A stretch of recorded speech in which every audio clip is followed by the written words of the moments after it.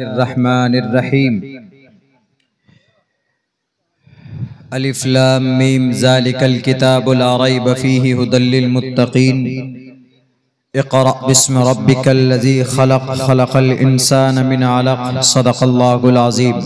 क़ाल रसूलुल्लाहि सल्लल्लाहु अलैहि वसल्लम इज़ा मातल इंसानु इन्क़तअ अन्हु अमलुहु इल्ला मिन सलासा इल्ला मिन सदक़तिन जारियतिन औ इल्मिन युन्तफ़अु बिही औ वलदिन सालिहिन यदऊ लहू। रवाहु अबू दाऊद औ कमा क़ाल नबिय्यु अलैहि सलातु वस्सलाम। All compliments, all physical prayer, all monetary worship of Allah. In the name of Allah, the most gracious, the most merciful. My Lord, expand me, my breast is my task for me. Remove the impediment from my speech so they may understand what I say.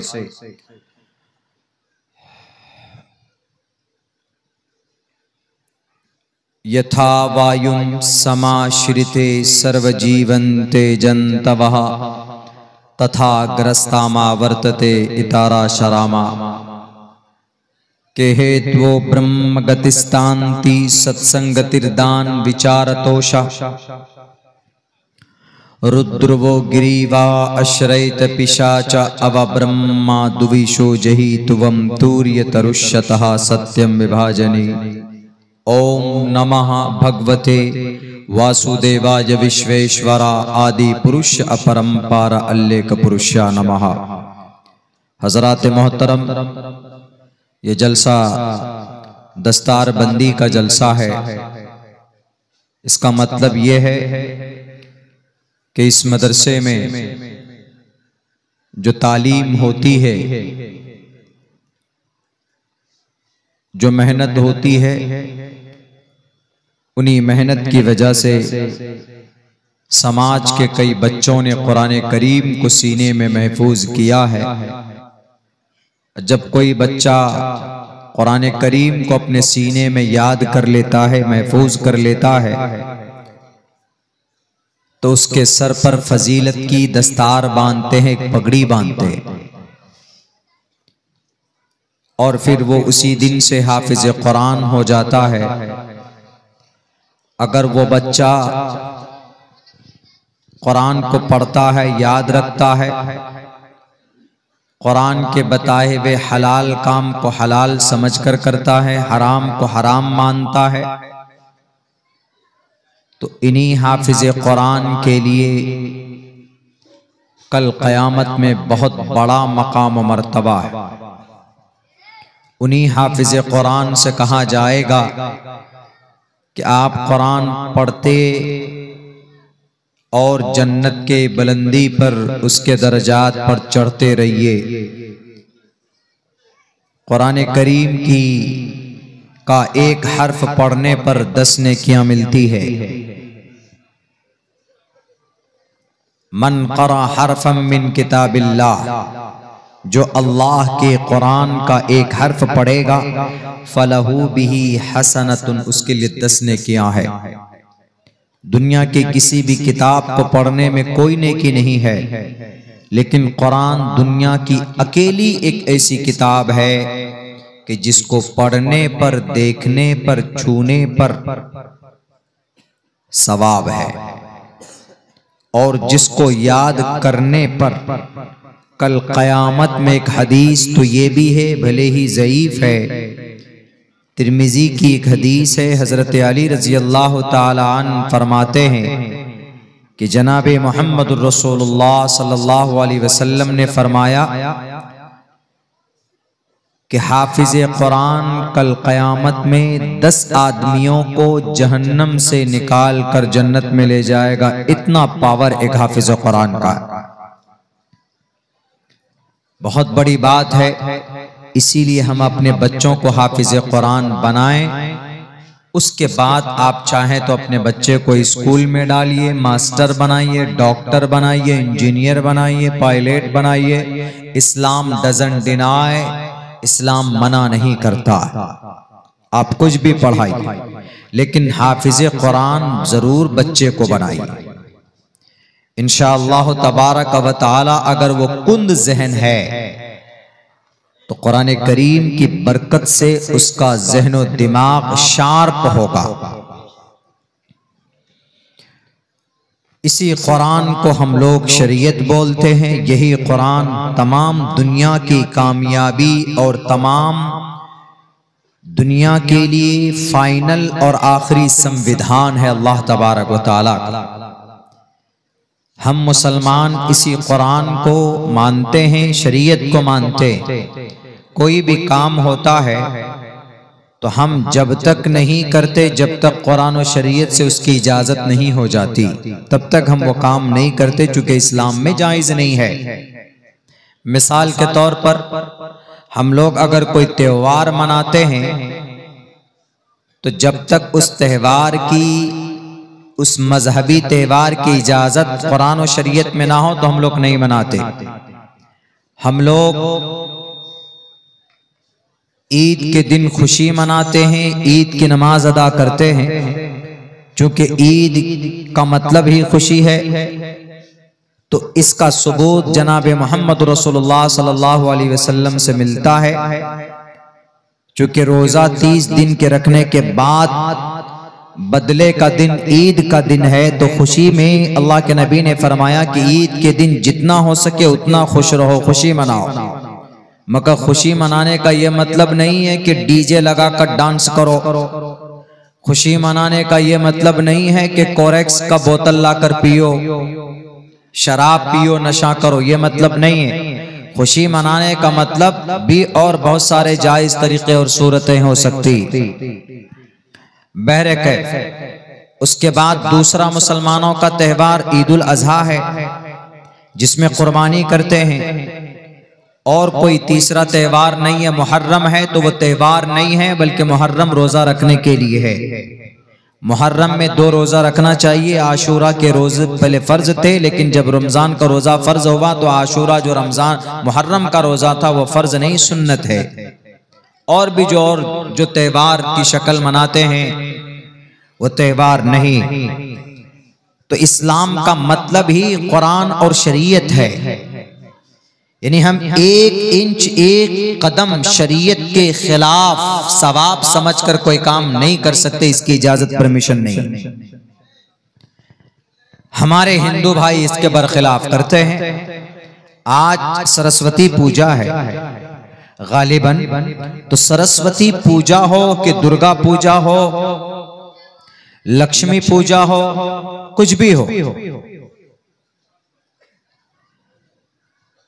पूजा के स्थल पे पूजा के लिए भजन किया जाता है। रामनवमी का हो, दशहरा हो, रामनवमी रामचंद्र जी के जन्म पर मनाते हैं, लेकिन आजकल रामचंद्र जी के जन्म पर रामनवमी यानी रामचंद्र जी के पैदाइश,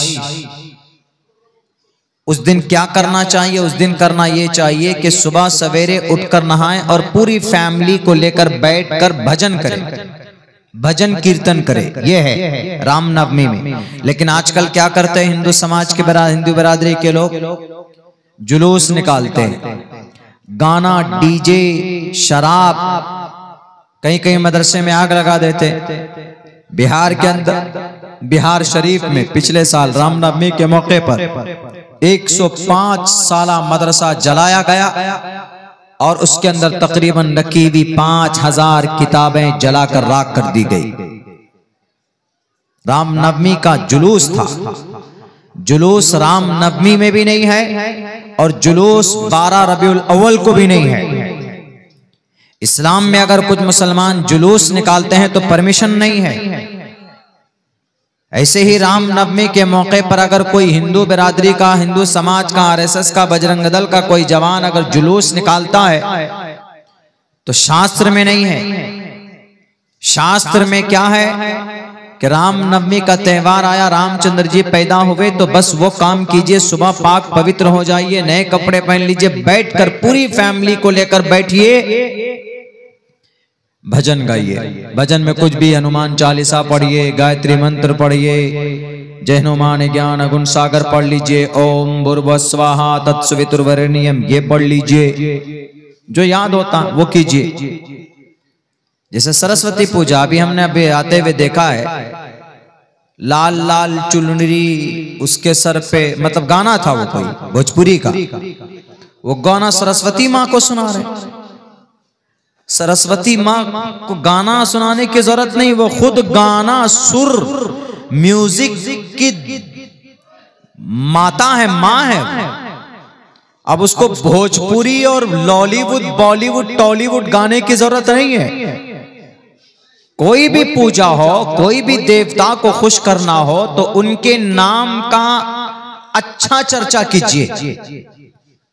हिंदू संस्कृत में है, संस्कृति में है, मैंने मंत्र पढ़ा है वो, के हेतु ब्रह्म गतिस्तांति सत्संगतिर्दान विचारतोषा। परमात्मा को करीब करना चाहते हो तो परमात्मा के अच्छे नाम का वर्णन कीजिए। जैसे मुसलमानों में क्या है कि अगर अल्लाह को करीब करना, अल्लाह के करीब होना है, अल्लाह से बात करना है तो कैसे करेंगे? अल्लाह से बात करना है तो रात को 2 बजे फोन लगाएंगे। जैसे हमारा जवान अपने अपने गर्लफ्रेंड को लगाता है, रात को 2 बजे, 2:30 बजे, 3 बजे रात को बातें करता है। इस्लाम में निकाह से पहले बात करना जायज नहीं है, अलाउ नहीं है, परमिशन नहीं है। ये बात जहन में बैठा लीजिए। तो अल्लाह से बात करना हो तो क्या करेंगे? कुरान करीम पढ़िए। If you want to talk with Allah subhanahu wa ta'ala, you must to recite the Holy Quran. अगर आप चाहते हैं कि आप अल्लाह से बात करें, अगर कोई कुरान पढ़ता है तो गोया वो अल्लाह से बात करता। हमारे यहाँ अकीदा है अल्हम्दुलिल्लाह। इसीलिए कुरान पढ़ते हुए इधर उधर बात नहीं करना चाहिए। कुरान पढ़ रहे हैं, अलिफ लाम मीम ज़ालिकल किताबु ला रैब फीहि हुदल लिल मुत्तकीन, बात कर ले किसी सारे, हाँ तो उसका फोन आया क्या, फिर शुरू कर दिया अल्लज़ीना युमिनूना बिल गैब व युकीमूनस सलात। अरे वो सामान उठा के मारे तो नहीं, अदब के खिलाफ नहीं कर सकते आप बात इस तरह। या कहीं पर कुरान पढ़ा जा रहा है, आपके आवाज में आपके कान में आवाज आ रही है तो आप पास में आप बैठकर बातचीत नहीं कर सकते, आपको सुनना है कुरान को। कुरान सुनना आपके लिए जरूरी है। वइदा क़ुरिअल कुरान फस्तमिऊ लहु वअनसितू। क्यों? क्योंकि अल्लाह से बात हो रही है, अल्लाह से कलाम। कुरान अल्लाह का कलाम। अगर कोई कुरान पढ़ता है गोया वो अल्लाह से बात कर रहा है। ऐसे हिंदू धर्म में ईश्वर से कैसे करीब होंगे? के हेतु ब्रह्म गतिस्तांति सत्संगतिर्दान विचारतोषा। सत्संग कीजिए, मतलब एक पवित्र महफिल बनाइए लोगों की। जैसे ये पवित्र महफिल है, फरिश्तों की गवाही होगी आपके इस महफिल की कल क़यामत में इंशाअल्लाह। बहुत मुबारक निस्बत पर है। कुरान करीम को हिफ्ज़ किया, दस्तारबंदी का जलसा है। जलसों में सबसे बेहतर जलसा, सारे जलसे बेहतर ही होते हैं लेकिन मैं एक दर्जा बढ़ा कर देता हूं, दस्तारबंदी का जलसा ज्यादा, चूंकि उसमें हाफिज कुरान जो अल्लाह के कलाम को याद करने वाले हाफिज पैदा हुए हैं, वो आते हैं, उनके सर पर दस्तार की फजीलत बांधी जाती। बहरे कैफ तो क्या कहा गया? एक नूरानी यानी एक सत्संग, सत मने सच्चा, संग मने संग, जमात। इसी से बोलते हैं ना सत्संग हो रहा है वहां पे। सत्संग का मतलब सुन लीजिए, सत्संग का मतलब एक ऐसी मजलिस जो सच्चाई पर आधारित है। सत्संगतिर्दान विचारतोषा। सत्संग करो और उसमें अच्छे विचार बताओ, अच्छे ईश्वर की अच्छी बातें लोगों के सामने पेश करो। ये नहीं कि वो खेसारी लाल का गाना बजा दो भगवान के सामने, ईश्वर के सामने। पाप है, पाप। हमारे जितने भी हिंदू भाई अगर सरस्वती माता की उनकी मूर्ति के सामने में अगर कोई गाना या कोई म्यूजिक बजाते हैं, नहीं बजना चाहिए, बल्कि भजन कीर्तन की म्यूजिक बजा सकते हैं आप। दौलत की देवता लक्ष्मी जी है। सुर और आवाज और एक्टिंग की देवता सरस्वती मां है। ताकत, बादशाहत, हुकूमत की देवता दुर्गे माता है। ये तीन औरतें, ये तीन माताएं ऐसी है जिनकी शक्ति शास्त्रों के अंदर बड़ी बताई गई, लेकिन इनके पूजा और उनकी प्रार्थना के वक्त में इनका मंत्र पढ़ना चाहिए। जैसे दुर्गा माता के दुर्गा पूजा में पढ़ते हैं, या देवी सर्वभूतेषु मां सिद्धिदात्री नमस्तस्यै नमस्तस्यै नमो नमः, ये मंत्र पढ़ा जाता है। सरस्वती माँ के पूजा के वक्त में भी मंत्र है, मुझे याद नहीं है क्योंकि मंत्र पढ़ने पे सवाब नहीं मिलता है, कुरान पढ़ने पे मिलता है। कुरान पढ़ने पर भी मिलता है, सुनने पर भी मिलता है। ऋग्वेद पढ़िए सवाब नहीं मिलेगा, यजुर्वेद पढ़िए सवाब नहीं मिलेगा, सामवेद पढ़िए सवाब नहीं मिलेगा, अथर्ववेद पढ़िए सवाब नहीं मिलेगा, पुराण पढ़िए सवाब नहीं मिलेगा, बाइबल पढ़िए सवाब नहीं मिलेगा, मनुस्मृति पढ़िए सवाब नहीं मिलेगा। कुछ भी पढ़िए, भविष्य पुराण, कल की पुराण, मत्स्य पुराण, भागवत पुराण, शिव पुराण, गुरु पुराण, उपनिषद, बाइबल, मता, मरकस, लोका, यूहन्ना, बरनयास, आदि ग्रंथ, तालमुद, आवास्ता, दसाती, ये किताबें बड़ी बड़ी किताब, नाम सुना है कभी? नहीं सुनाओ। गोश्त खाने से फुर्सत ही नहीं। योगी की अम्मा कहां कटा है देखो, योगी की अम्मा को काट के खा जाती। योगी की अम्मा समझते हैं, योगी की माता, योगी जी की माता जी। उत्तर प्रदेश में जो योगी जी है, हमारे हिंदू भाइयों में चूंकि हम गाय को माता मानते हैं, तो योगी जी सबसे ज्यादा मानता है गाय माता। तो गाय को काट के खाता, तो आप योगी जी की अम्मा को काट के खाए, गुनाह है कि नहीं? पाप है, नहीं खा सकते आप। उनके आप अकीदे को आप नहीं वो कर सकते, उनको तकलीफ नहीं दे सकते। बहरक उसके यहाँ खाना जायज है कि नहीं वो तो अलग बात है, वो सब झगड़ालू बात है, उस पर हमें चर्चा ही नहीं करना। तो हम मुसलमानों को तो बड़ा छोटा चिकन मटन खाने से फुर्सत नहीं है। ये जो किताबें मैंने बताया आपको, किताबें, इनमें से कोई भी किताब लाइए, पढ़िए, कोई पुण्य नहीं है। लेकिन कुरान करीम एक ऐसी किताब है, एक हर्फ अगर कोई पढ़ता, एक हर्फ, अलिफ लाम मीम ज़ालिकल किताबु ला रैब फी, इसमें से अगर कोई पढ़ता अलिफ लाम मीम, 3 हर्फ हो गए, 30 नेकी मिल गई। अगर कोई रुक रुक कर पढ़ता, अलिफ लाम मीम ज़ालिकल किताबा किताबु किताब ज़ालिकल किताबु ला रैबा ला रीबा ला रैबा, अटक अटक कर पढ़ता है, लेकिन ठीक कर करके पढ़ता है, कोशिश करता है अच्छे पढ़ने की, तो उसको फिर एक हर्फ पर 10 नहीं, एक हर्फ पर 20 नेकी मिलती है। यह है कुरान।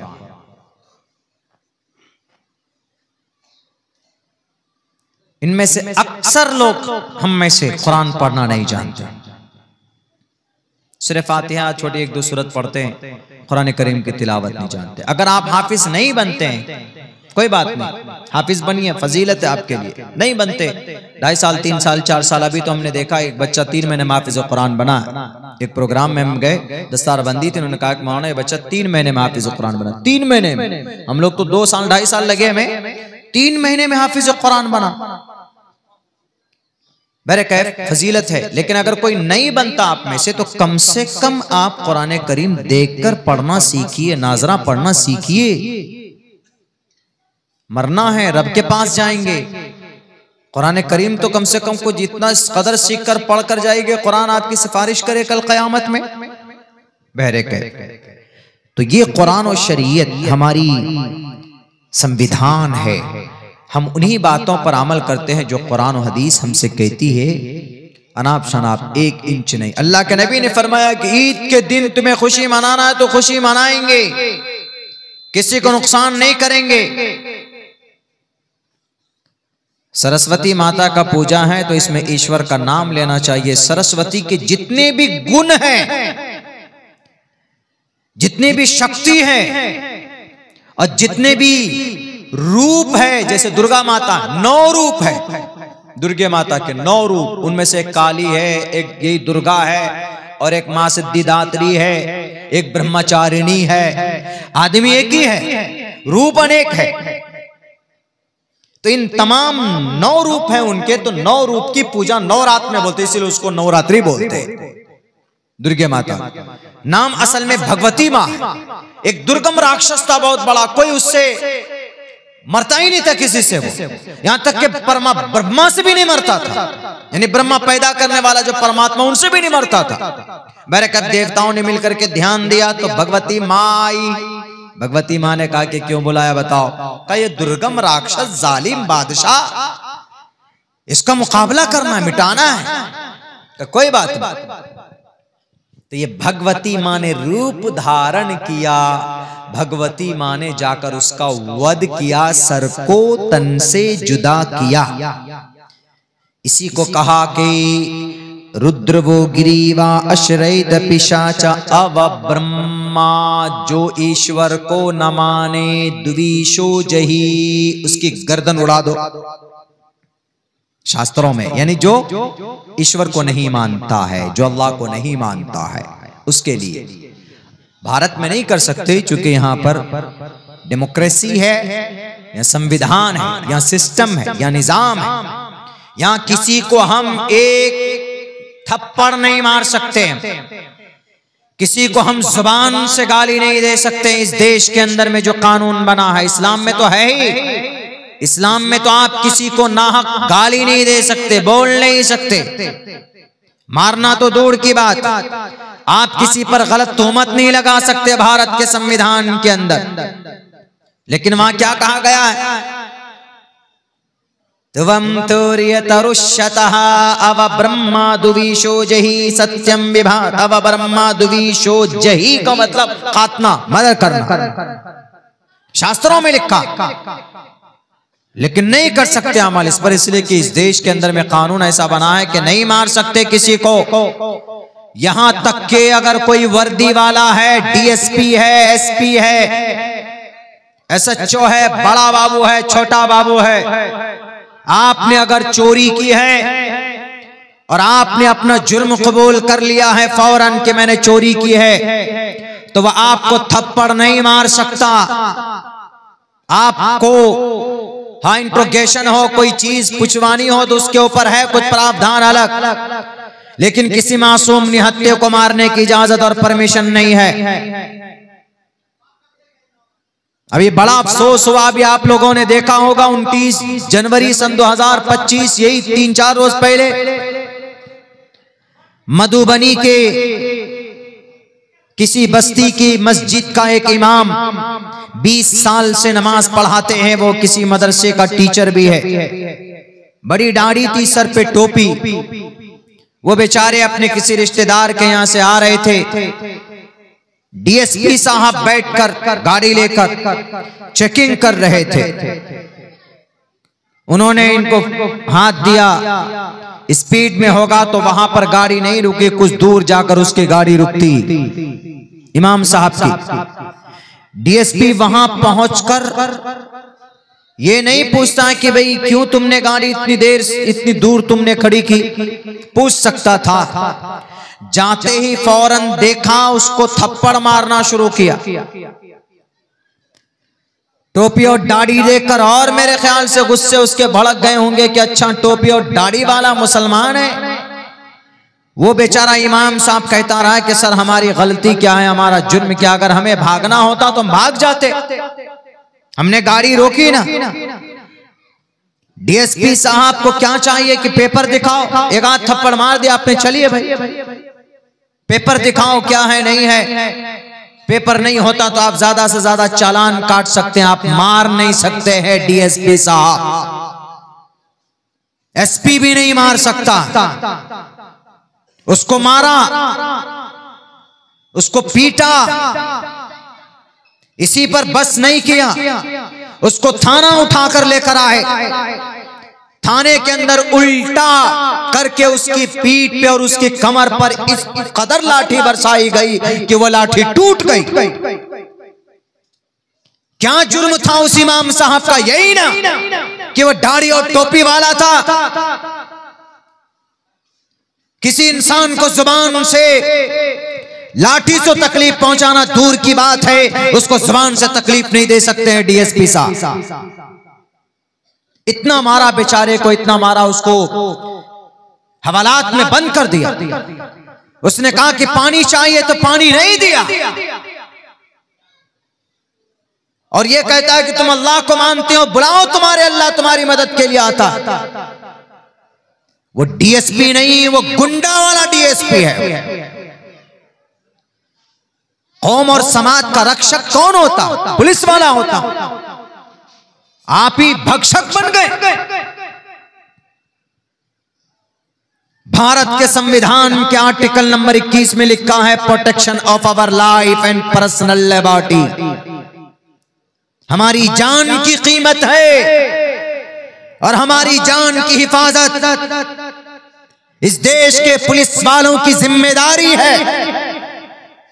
एक एक नागरिक की रक्षा करना आपकी जिम्मेदारी है। आपको वर्दी दिया गया है, वर्दी दी गई है, और आपको पद दिया गया है, आपको जिम्मेदारी दी गई।